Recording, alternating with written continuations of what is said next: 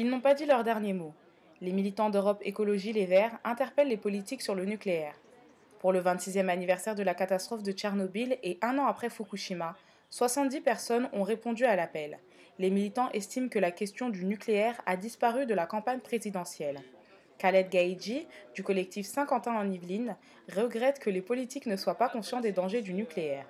Nous sommes convaincus que notre lutte est juste. Et juste pour ça, on va se bouger pas mal pour interpeller les politiques et on ne va pas abandonner. On utilisera des méthodes d'action non violentes pour y arriver. Une chaîne humaine en hommage aux victimes du nucléaire.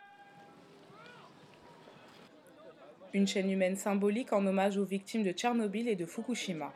Le score d'Eva Joly au premier tour a déçu les électeurs d'Europe Écologie. Le vote utile aurait joué en défaveur de la candidate écologiste. C'est ce que pense Jean-Luc Manceau, candidat sur la première circonscription des Yvelines pour les législatives. Très déçu parce que effectivement on investit beaucoup de temps en plus quand on tractait sur les marchés, etc., on était plutôt bien accueillis. Je pense que Eva Joly, il y a eu plusieurs éléments qui ont joué pour son mauvais score. C'est que d'une part, les présidentielles, souvent il y a le vote utile qui joue. Donc ça c'est un premier élément. Le deuxième élément, c'est aussi que Eva Joly, elle est un peu atypique par rapport à ce qu'attendent les électeurs. Ils attendent souvent quelqu'un qui parle fort, qui fait des grands mouvements de bras, etc. Devant les locaux d'Areva, la circulation est fermée. Les manifestants se préparent à prendre une photo souvenir à destination de Nicolas Sarkozy et François Hollande. Et nous, on ouvre la gueule. Après la photo, l'heure est au recueillement pour ces militants. Une germe de fleurs est déposée devant le bâtiment d'Areva, un moment symbolique pour un thème évincé de la campagne présidentielle. L'environnement a été le grand absent du premier tour. Et puis, hélas, dans les programmes des deux candidats au deuxième tour, il est assez peu présent.